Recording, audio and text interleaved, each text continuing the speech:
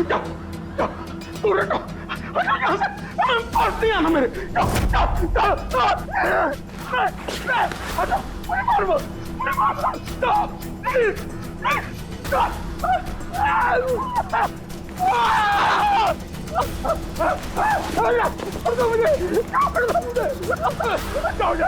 मेरे पास मत आता, जाओ जाओ यहाँ से, मुझे मत मारो, छोड़ दो मुझे, मारो मत मुझे।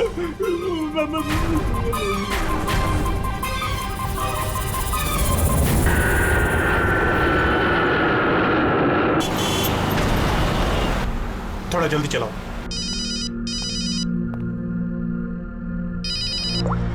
हेलो, इसवी प्रद्युमन है। सर, एक खून हुआ है। खून हुआ? कौन बोल रहा है? शहर के मशहूर बिजनेसमैन जयंतीलाल जी का खून। जयंतीलाल जी का खून हुआ है? कौन बोल रहा है ये? देखिए सर, मैं कौन बोल रहा हूँ ये इंपॉर्टेंट नहीं है। इंपॉर्टेंट ये है कि सेठ जी का खून हुआ है और उनके घर वाले उनकी बॉडी को अंतिम संस्कार के लिए लेकर जा रहे हैं। देखिए सर, अगर बॉडी जल गई तो खूनी कभी नहीं पकड़ा जाएगा। अब देरी मत कीजिए प्लीज, जल्द से जल्द जाकर बॉडी जलाने से रोकिए। हेलो, आप कहां से बोल रहे हैं? कौन है आप? Hello, damn it.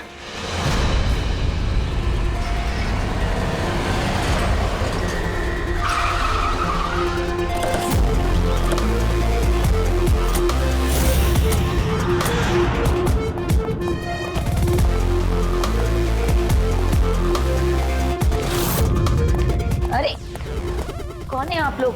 ऐसे कैसे घर में अंदर आ रहे हैं? हम लोग सीआईडी से हैं। घर के सारे लोग कहाँ हैं? सर, वो लोग तो साहब की बॉडी लेकर शमशान घाट गए हैं। शमशान घाट गए?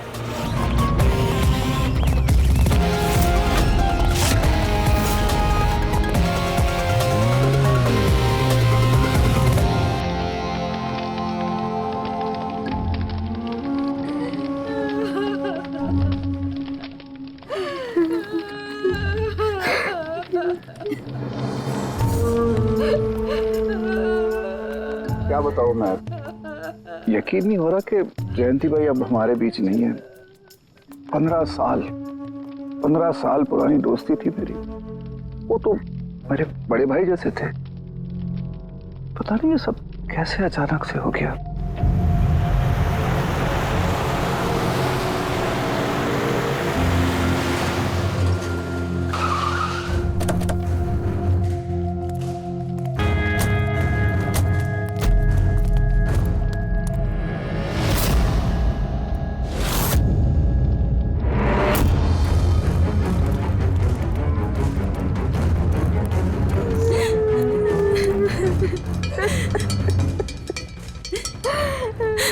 चुप हो जाओ। एक्सक्यूज मी,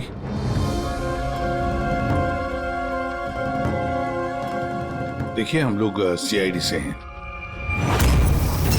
हाँ? जयंतीलाल जी के परिवार वालों से मिलना चाहते हैं। मैं जयंतीलाल जी की पत्नी दीपा। दीपा जी, हमें पता है ये सही समय नहीं है पूछताछ करने की, मगर क्या करें? वो जयंतीलाल जी की मौत के बारे में हमें कुछ पूछताछ करनी है। पूछिए, क्या पूछना चाहते हैं आप लोग? आप सुशील जयंती, उनका बड़ा बेटा। सुशील जी, हमें खबर मिली है कि आपके पिता की मौत एक नेचुरल डेथ नहीं थी, उनकी हत्या हुई है। क्या? ये कैसे हो सकता है? हम डॉक्टर सूरज, मैं जयंतीलाल का फैमिली डॉक्टर हूँ। मैंने ही कल रात उनको चेक करके उन्हें डेथ सर्टिफिकेट दिया था। He died a natural death. ये सही कह रहे हैं। जयंती भाई की मौत सभी घर वालों के सामने ही तो हुई थी, और इतने सालों से मेरा इस परिवार से रिश्ता है, वो लोग झूठ क्यों बोलेंगे? तो आप लोगों ने इतनी जल्दी में बॉडी क्यों जला दी? तो क्या ये भी गुनाह है? इतने महीनों से पिताजी बीमार थे, कितने इलाज किए, कितनी कोशिशें की, नहीं बचे वो। देखिए, हमें इंफॉर्मेशन मिली है कि जयंतीलाल जी की हत्या हुई है। क्या? हमने आपके पड़ोसी से भी पूछा, उन लोगों ने भी कल रात जयंतीलाल जी के चिल्लाने की आवाज सुनी थी। देखिए, पड़ोसियों ने जो कहा वो सही है, लेकिन उनको या आप लोगों को सही बात नहीं पता है। और वो सही बात क्या है? पिछले 3 महीने से डैडी की दिमागी हालत भी ठीक नहीं थी। वो ना सिर्फ लोगों को और बातों को भूलने लगे थे, बल्कि उनको हेल्यूसिनेशन यानी भ्रम हो गया था। गलत सही, सच झूठ का फर्क उनको समझ में नहीं आ रहा था। दौरे पड़ने लगे थे उनको लगने लगा था जैसे उनको कोई मारने वाला है। कल रात भी उनको ऐसा ही दौरा पड़ा था। शांत, कूल। इंजेक्शन गई। Fast, come fast.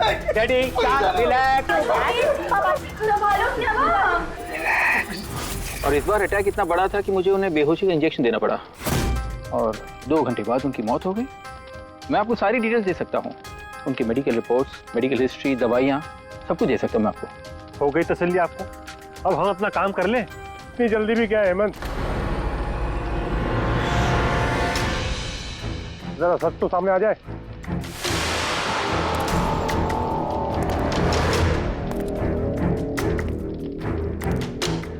आप सर, मेरा नाम मोहन है, मैं जयंतीलाल जी का वकील। मैंने आपको फोन किया था सर। मोहन जी, आपको ऐसा क्यों लगता है कि जयंतीलाल जी की हत्या हुई है? मेरे शक की वजह है उनकी वसीयत। लेकिन ऐसा क्या है इस वसीयत में? सब कुछ, कि उनकी जायदाद में से किसको कितना हिस्सा मिलेगा। उससे क्या फर्क पड़ता है? हम सब एक फैमिली हैं, किसी को छोटा किसी को बड़ा शेयर मिलेगा, यही ना? दैट्स ओके, कोई फर्क नहीं पड़ता है। अगर जयंतीलाल जी की मौत नेचुरल ना होकर मर्डर साबित हुई तो आप में से किसी को भी उनकी जायदाद का कोई हिस्सा नहीं मिलेगा। Nothing at all. ऐसे कैसे हो सकता है? मुझे बराबर याद है कि 1 साल पहले उन्होंने मेरी सलाह लेकर ही ये वसीयत बनाई थी और उसमें तो ऐसा कुछ भी नहीं लिखा था। दीपा जी, 3 महीना पहले उन्होंने नई वसीयत बनवाई थी। ये क्या बोल रहे हैं आप? ये कैसे हो सकता है? ये सब कुछ बकवास है। अरे पिताजी आपको कब मिले? आप तो 3 महीने से हमारे घर पे आए नहीं और पिताजी भी 3 महीने से घर के बाहर निकले ही नहीं। तो फिर? हेमंत, वो खुद मेरे ऑफिस में आए थे 3 महीना पहले। मैं अब जिंदा नहीं रहूंगा। आप क्या कह रहे हैं सर? कोई मेरी जान लेना चाहता है, मुझे मार डालेगा। सर, कैसी बात कर रहे हैं आप? कौन है जो आपको मारना चाहता है? कोई अपना, मेरे परिवार के सदस्यों में कोई है। मुझे पूरा यकीन है कि मैं अब चंद दिनों का मेहमान हूं। सर, कौन है वो? कहा ना, कोई अपना। क्या सोच रहे हो? पुलिस के पास जाऊं? यही कहना चाहते हो? सर, मैं पुलिस को खबर करूं? नहीं, पुलिस वाले भी अब मुझे पागल समझेंगे। तुम मेरा एक काम करो मोहन, मेरा वसीयतनामा बदल डालो। अगर मेरी मौत हो जाती है और मौत के बाद ये साबित होता है कि उसका कारण मेरा परिवार है, तो मेरा बिजनेस, मेरा पैसा, मेरा कुछ भी परिवार के किसी भी सदस्य के नाम नहीं होगा। सर, अगर परिवार के सदस्य को नहीं मिलेगा तो किसको मिलेगा?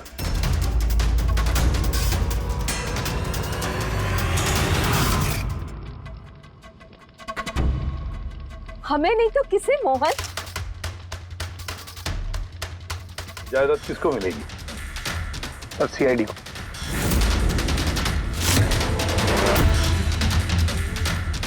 क्या बकवास कर रहे हैं आप? जी सर, अगर जयंतीलाल जी की मौत हत्या साबित होती है तो उनकी सारी जायदाद, जो कि लगभग 5000 करोड़ है, वो सीआईडी को और पुलिस वेलफेयर डिपार्टमेंट को मिलेगी। ये क्या मजाक कर रहे हैं आप? ऐसा कैसे हो सकता है? हो सकता है, अगर उनकी मौत हत्या साबित हुई तो। लेकिन उनकी तो हत्या हुई नहीं, हम वहीं तो थे। जो कुछ भी हुआ हमारे सामने हुआ है। उनकी हत्या हुई है या नहीं वो हम पता लगा लेंगे। अरे आप कैसे पता लगाएंगे? बॉडी तो है ही नहीं। बॉडी जल चुकी तो क्या हुआ, राख तो है। जब तक ये केस सुलझती नहीं तब तक जयंतीलाल जी की राख हमारी कस्टडी में रहेगी। अरे लेकिन सॉरी मैम।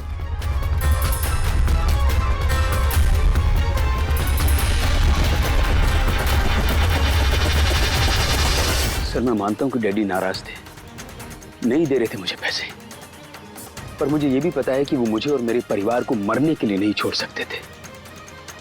खून में उनका। खून तो हो, इसीलिए पैसों के लिए अपनों का ही खून बहा दिया। सर एक आइडिया है। क्या है कि अब जो हुआ सो हुआ, उसको बदला तो नहीं जा सकता ना, लेकिन इस सिचुएशन से अपना फायदा जरूर निकाल सकते हैं। क्या मतलब? वो सर आप ये मामला सुलझा दीजिए। मान लीजिए कि नेचुरल डेथ थी, अब वसीयत के हिसाब से पैसे सीआईडी और मुंबई पुलिस की जगह हमें मिलेंगे, जो उसके असली हकदार हैं। नहीं, आप लोगों का जो नुकसान हुआ होगा वो हम आपस में समझ लेंगे ना। सुशील जी, हर आदमी एक जैसा नहीं होता, और दोबारा ऐसे बात करने की गलती नहीं करना, समझे? तुम अपनी दादाजी से बहुत करीब थी ना? दादाजी मुझे बहुत प्यार करते थे, हम दोनों बेस्ट फ्रेंड्स के जैसे थे, एक दूसरे से सारी बातें शेयर करते थे। कभी दादाजी ने तुमसे ये कहा था कि कि उनकी जान को खतरा है, कोई उन्हें मारना चाहता है, ऐसे कभी कुछ कहा था उन्होंने? उन्हें हर किसी से डर लगता था। दादाजी सिर्फ मेरे पे विश्वास करते थे, बाकी उन्हें सबसे डर लगता था। तो उन्हें लगता था कि कोई उन्हें मार देगा। चलो दादू, अब हम खाना खाएंगे। क्या ये? चलो चलो चलो चलो दादू। मुझे वो सब लोग इसमें जहर मिला के मुझे मारना चाहते हैं। कौन मारना चाहता है दादू आपको? वो सब लोग मिले हुए हैं, सब मेरे खिलाफ साजिश कर रहे हैं। तुम मत खा, अरे फेंक दे, वरना तू भी मर जाएगी। दादू आप मेरा विश्वास करो, ये खाना मैंने अपने हाथों से बनाया, इसमें कुछ नहीं है, इसमें जहर भी नहीं, कुछ नहीं है दादू। आप मेरा विश्वास करो। देखो देखो देखो, मेरे हाथों में खा रही हो ना, देखो देखो, मुझे कुछ हुआ, मैंने अपने हाथों से बनाया। चलो दादू, चलो चलो चलो, खा खा खा खा। गुड दादू, गुड दादू। चलो एक और बाइट, जल्दी से जल्दी से जल्दी से जल्दी से एक और बाइट खाएंगे। अच्छा है ना दादू? Good good. चलो मुझे चलो। कितना प्यार करती है, तू मेरा कितना ख्याल रखती है, बाकी सब लोग मेरी दौलत के पीछे मुझे मार देंगे। दादू आपको कुछ नहीं होगा, आपका बहादुर बच्चा है ना इधर, मैं आपको कुछ नहीं होने दूंगी। देखो, अब तुम घर जाओ, जाओ, और देखो किसी भी चीज की जरूरत पड़े तो मुझे फोन करना, ठीक है? जाओ।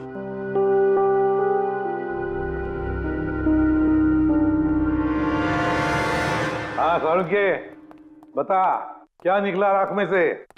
बॉस, राख में से बड़ी जबरदस्त बात निकली है। हालांकि इस राख ने मुझे कम परेशान नहीं किया, लेकिन मैंने भी इसका मुंह खुलवा ही लिया, है ना? तो फिर बता दे यार। बताता हूं। तारिका। हाँ सर, हमने इस राख का स्पेक्ट्रोस्कोपी टेस्ट किया, फिर रिपोर्ट से बात साबित हो गई है बॉस कि जयंतीलाल की मौत नेचुरल नहीं है, जयंतीलाल को मारा ही गया। क्या कहा तुमने? जयंतीलाल की मौत नेचुरल डेथ नहीं थी? नहीं। कैसे सारुके, कैसे मारा? लार्सनिक से।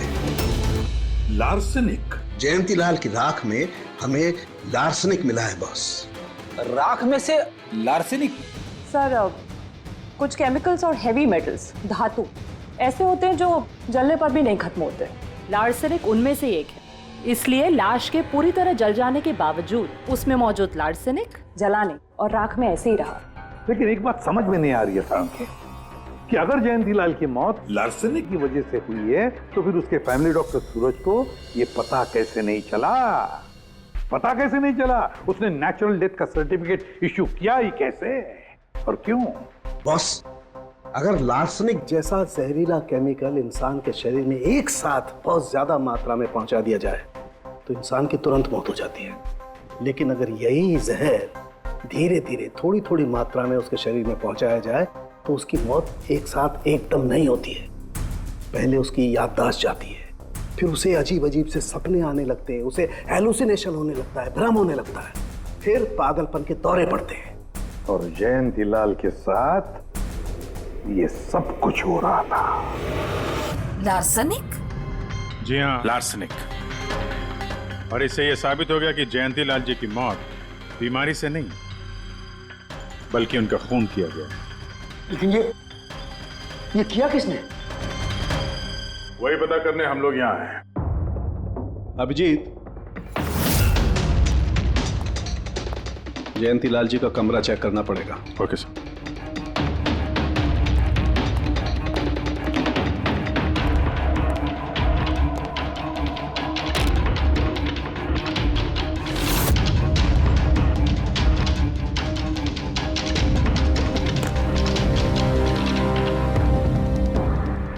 हम पे शक कर रहे हैं?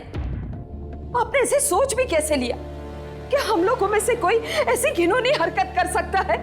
ऐसा कुछ नहीं है माँ, ये सब इनकी चाल है। डैडी की प्रॉपर्टी इन्हें मिल जाए इसके लिए मनगढ़ंत कहानी बना रहे हैं ये लोग। बकवास मत करिए सुशील जी, दोबारा ऐसा बोला ना अंदर डाल दूंगा।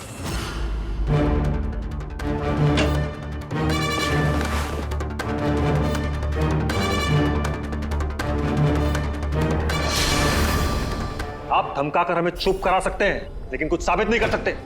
एग्जैक्टली। आप लोग ये सब कुछ इन 5,000 करोड़ के लालच में कर रहे हैं ना?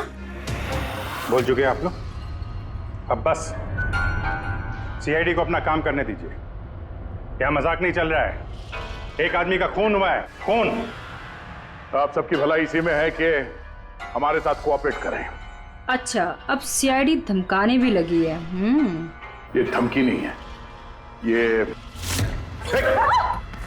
आशी बेटा, आशी क्या हो गया? आशी बेटा उठो। आशी आंखें खोलो, क्या हो गया तुम्हें? आशी बेटा क्या हो गया? अरे जरा देखो इसे भी, क्या हो गया मेरी बच्ची को? आशी क्या हुआ? आंखें खोलो, हो गया। आशी बेटा,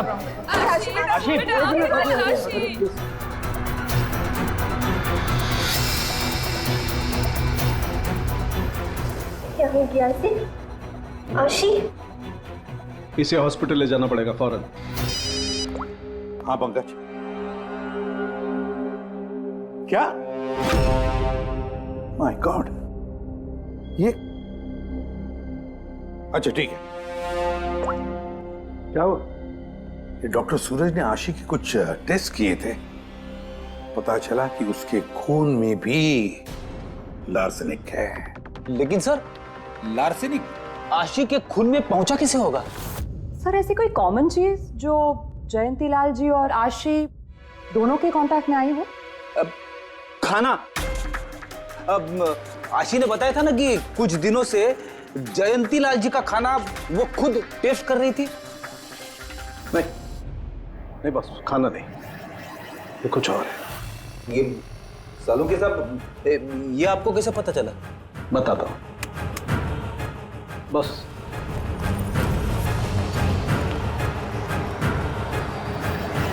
ये है वो बाल जो हमें जयंतीलाल के हेयर ब्रश में से मिला है। अब लार्सेनिक तो अधिकतर नाखूनों में और बालों में ही जमा होता है, तो जब हमने इस बाल के छोटे छोटे टुकड़े करके एनालिसिस किया तो रिजल्ट आया ये। और सर, हमने इन टुकड़ों का एटॉमिक अब्जॉर्प्शन टेस्ट किया तो पता चला कि दूसरे केमिकल्स के साथ साथ इसमें लार्सेनिक भी है। अब क्योंकि बाल धीरे धीरे बढ़ते हैं इसलिए हमने इस रिजल्ट को कैलेंडर के साथ टैली किया। बॉस, तब हमें पता चला कि जयंतीलाल को ये लार्सेनिक 8 से 10 दिन के गैप में दिया जा रहा। और 8-10 दिन के गैप में? इसका मतलब जो भी है, जयंतीलाल को हर 8-10 दिन के इंटरवल पर लार्सेनिक दे रहा था, धीरे धीरे मार रहा था। और इसकी शुरुआत हुई बॉस 3 महीने पहले। 3 महीने पहले? सर, हाँ, फिर तो खूनी जयंतीलाल जी के घर वालों में से कोई नहीं होगा। परिवार वाले 8-10 दिन तक इंतजार क्यों करेंगे? एक ही बार में मार देंगे। फ्रेडी, परिवार वाला भी तो जयंतीलाल को धीरे धीरे मार सकता है ताकि किसी को उस पर शक ना हो। सर पिछले 3 महीने से कुछ मसाज करने वाले आ रहे थे, मैंने बताया तो था आपको। हाँ, चेक कर चुके हम उनको। उनके अलावा और कोई आता था क्या? कोई एक हो तो बताओ। उनके दोस्त, पुराने बिजनेस पार्टनर और ऑफिस के स्टाफ वगैरह बहुत सारे लोग आते रहते थे घर पे। जी, डैडी बहुत सोशल थे। लोगों से मिलना जुलना, पार्टीज में जाना उनको बहुत अच्छा लगता था। इसीलिए जब उन्होंने बाहर जाना बंद कर दिया तो लोग उनसे मिलने घर पर आने लगे। लेकिन इन लोगों को हम अच्छी तरह से जानते हैं सर, इनमें से कोई ऐसा नहीं कर सकता है। भाभी देखिए ना, ये कैसा निशान लगा है। 4 बार धोया, 4 बार छुटाया, फिर भी नहीं हट रहा। अरे ठीक से धो ले, साफ हो जाएगा। अरे भाभी कितनी बार रगड़ा, नहीं जा रहा। और जाएगा भी नहीं, क्योंकि ये दाग खून का है। खून? जी हाँ। सुनिए, आपके कुर्ते पे ये खून का दाग कहाँ से आया? आपको कहीं चोट लगी है क्या? क्या हुआ आपको? मुझे नहीं पता। अरे मुझे मेरे कुर्ते पर कहाँ से आया? मैं खुद हैरान हुआ था कल जब मैंने इसे देखा। तो कल लगी आपको ये चोट? नहीं, मुझे कोई चोट नहीं लगी। हाँ, जब मैं कल लोगों से मिल रहा था तब ये खून का दाग लगा मुझे।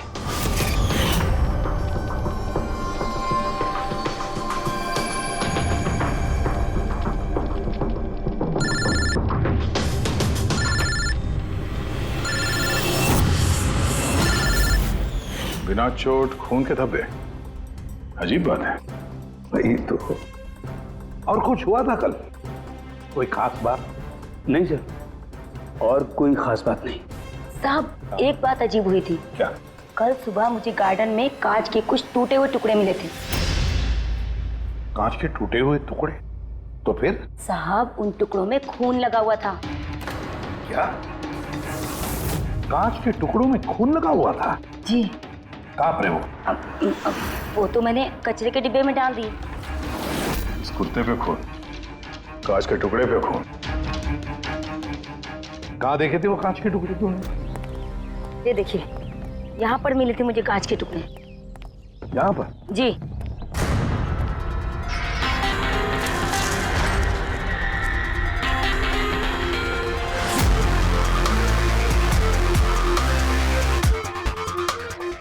टूटा हुआ बल्ब है सर।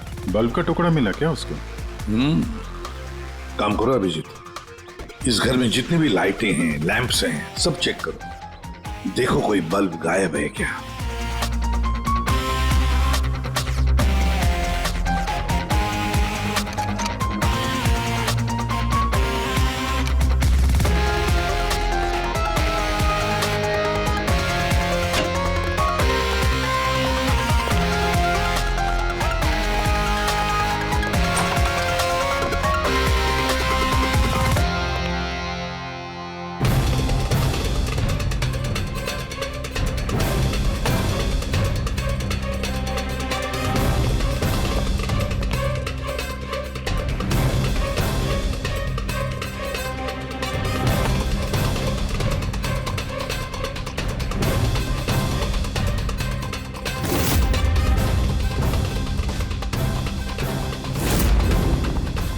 सर, सब जगह देख लिया, कांच का टूटा हुआ सामान कहीं पे भी नहीं है। सर कुछ नहीं मिला।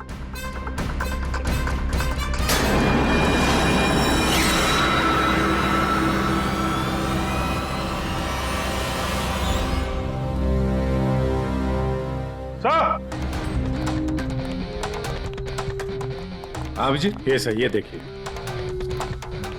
यहाँ का बल्ब गायब है।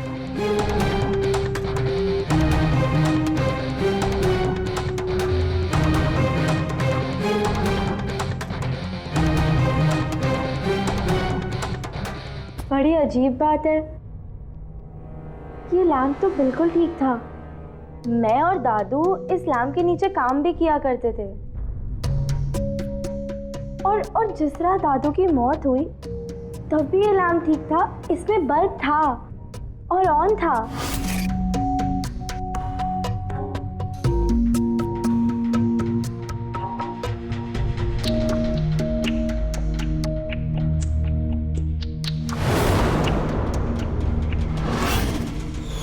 तो फिर इस लैंप से बल्ब अचानक गायब कैसे हो गया?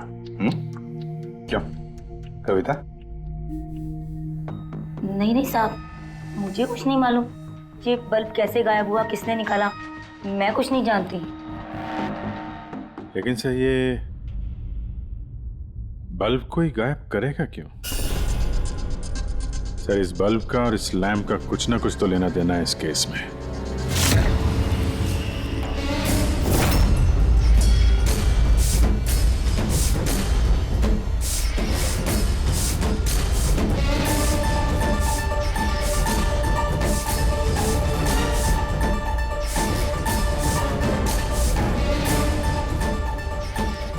बॉस, ये धब्बे देख रहे हो? ये धब्बे लार्सनिक के हैं। लेकिन ये लार्सनिक के धब्बे पूरे लैंप पर कैसे है? बॉस, हुआ ये होगा, खूनी जयंतीलाल जी के घर पे आता होगा हर 8 या 10 दिन में। नमस्ते साहब। साहब ऊपर है अपने कमरे में।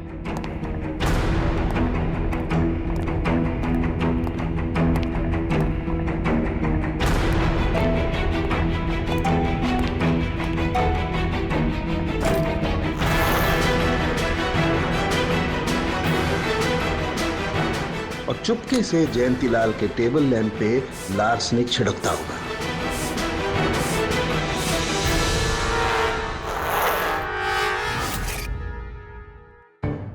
शायद जयंतीलाल जी हमेशा इस टेबल पर बैठ करके काम किया करते थे।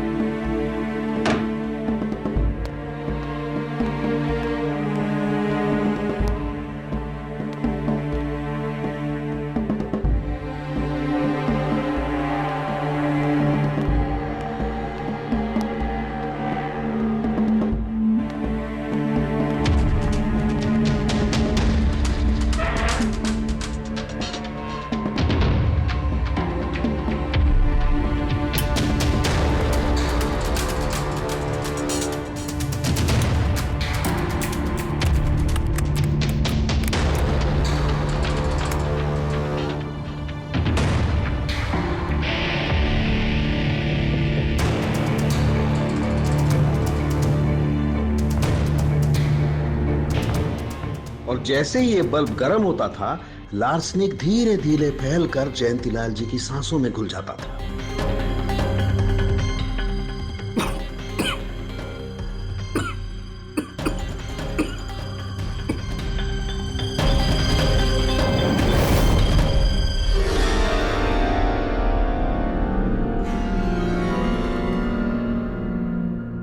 सालू के साथ आशी को लार्सेनिक का इतना असर क्यों नहीं हुआ? उसे लार्सनिक का इतना असर इसलिए नहीं हुआ फ्रेडी, क्योंकि वो यहाँ हमेशा नहीं रहती थी। कभी कभी आती थी अपने दादाजी के पास। यार ये जो भी कोई है, इस जयंतीलाल के और घर वालों के करीब का ही कोई है, इसलिए वो जयंतीलाल की मौत के वक्त यहाँ मौजूद था और मौत होने के बाद में सबूत मिटाने के लिए उसने उस लैंप में से वो बल्ब निकालकर अपने जेब में रख दिया होगा और फिर सभी घर वालों से मिलते वक्त सुशील जी को भी अपने गले लगा लिया। जैसे सुशील को उसने गले लगा लिया, उसके जेब में जो उसने बल्ब छुपा के रखा होगा वो फूट गया, जिसकी वजह से उसके कमर में जख्म भी हुई और उस जख्म से जो लहू निकला, जो खून निकला, वो सुशील के कपड़ों पर आया। मतलब सर, खूनी घर वालों में से कोई होगा? नहीं फ्रेडी, घर वाला तो नहीं लगता, और घर वाला होता तो बल्ब जेब में रख के थोड़ी ना घूमता। ये तो कोई ऐसा आदमी है जिसके पास वही एक मौका था सबूत मिटाने का, वो चंद मिनट। घर वाला तो कभी भी निकाल लेता। सर उस दिन तो कितने लोग आए थे यहाँ, खूनी का पता कैसे चलेगा? सर उस दिन मीडिया के लोग भी आए थे, कौन आया कौन गया ये सब रिकॉर्ड तो किया ही होगा उन लोगों ने। तो चलो देख लेते हैं किस किसने सुशील जी को गले लगाया था।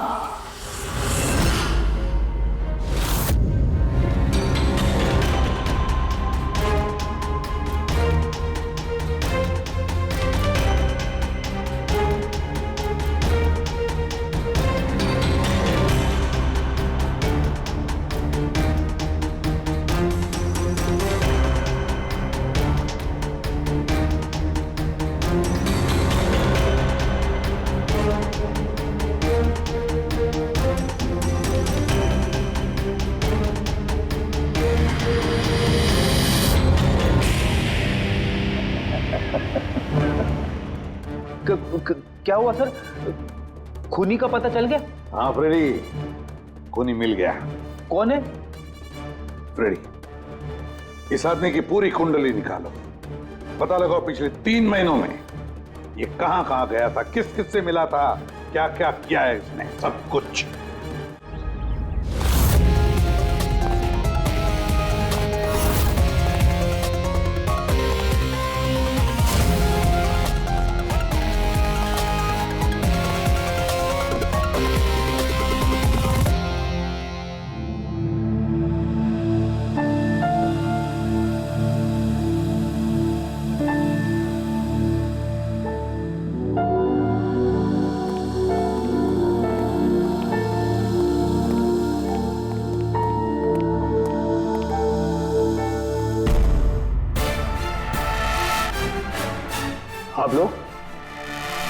आप लोग फिर यहाँ हैं? खूनी का तो पता चला नहीं होगा, कुछ छानबीन रहेगी होगी। नहीं सुशील जी, कोई छानबीन नहीं बची है। खूनी का पता चल गया है और खूनी अभी इसी वक्त यहां हम सब के बीच मौजूद है। क्या? कौन है वो?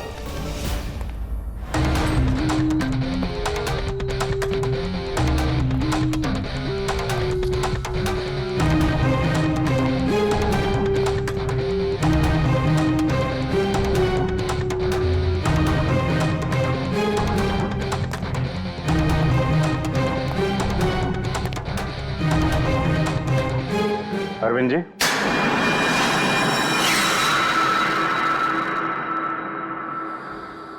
जरा उठेंगे आप? मैंने क्या किया? अरविंद जी, आपने क्या किया इसका तो पता हमने लगा ही दिया। बस अब आपके कारनामे हम आप ही के मुंह से सुनना चाहते हैं। क्या बकवास है ये? आप मुझ पर इल्जाम लगा रहे हैं। आपको क्या लगता है कि मैंने जयंती को मारा? अभिजीत, मौका मिला था, मान जाते तो सबके सामने कपड़े नहीं उतरते। जरा एक कुर्ता उठाना। क्यों? अरे उठाओ सर। क्यों?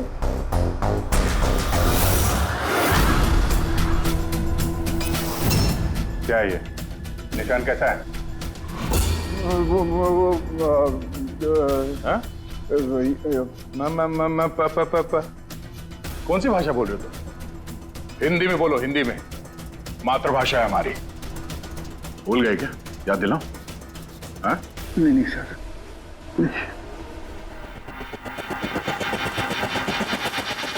बताता हूँ। नफरत करता था मैं जयंती से। 5 साल पहले हमने एक बिजनेस शुरू किया था।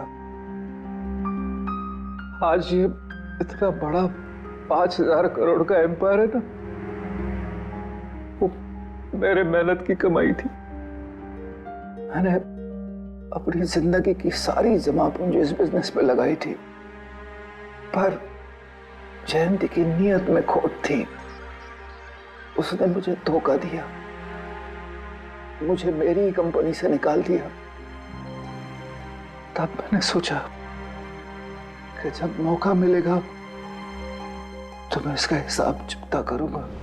और वो मौका तुम्हें मिला 3 महीने पहले एडवोकेट मोहन के ऑफिस में, जहां पर जयंतीलाल जी भी आए थे और तुमने चुपके से उन दोनों की बातें सुन ली थी। अगर मेरी मौत हो जाती है और मौत के बाद ये साबित होता है कि मेरी किसी ने हत्या की है, तो मेरा बिजनेस, मेरा पैसा, कुछ भी मेरे परिवार के किसी भी सदस्य को नहीं मिलेगा। सर अगर परिवार के सदस्य को नहीं मिलेगा तो किसको मिलेगा? सीआईडी को, जो मेरा मर्डर इन्वेस्टिगेट करेगा। मुझे लगा अच्छा मौका है, जयंतीलाल को मारूंगा मैं और शक जाएगा उसके परिवार पर। और इसीलिए तुमने जयंतीलाल की तरफ दोस्ती का हाथ बढ़ाया, एक नया प्रपोजल लेकर। क्यों? मेरे दिमाग में एक आइडिया था जिसके लिए मेरा उसके घर बार बार जाना जरूरी था।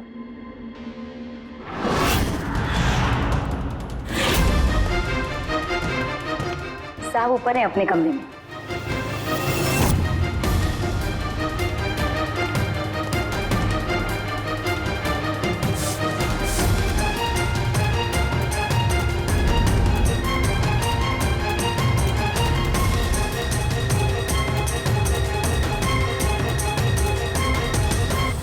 लेकिन एसीपी साहब, आपको इन पे शक कब हुआ?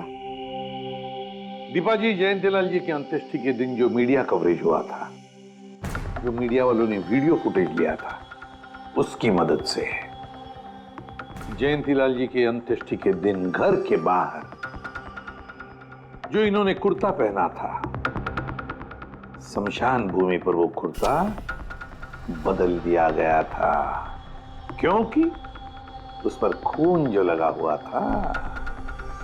क्यों Arvind ji?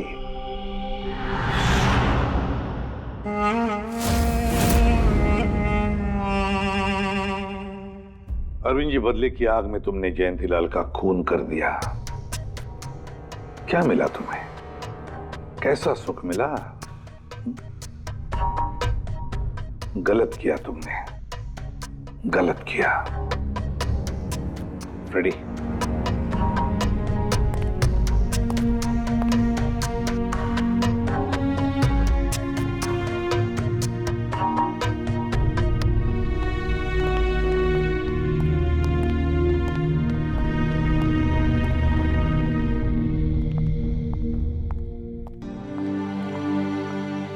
Thank you sir, thank you very much, and we are sorry, हम लोगों ने आपको काफी बुरा भला कहा। मैं दरअसल हमें लगा कि पैसों के चक्कर में आप हम परिवार वालों को इस केस में कल्प्रिट बनाने की कोशिश कर रहे हैं। नहीं, कोई बात नहीं। एसीपी साहब, मैं मेरे पति की अंतिम इच्छा पूरी करना चाहती हूँ। सीआईडी और पुलिस वेलफेयर फंड में मैं डेफिनेटली डोनेट करूंगी। Thank you very much, thank you. Thank you so much sir कि आपने मेरे दादू को इंसाफ दिलाया। God bless you.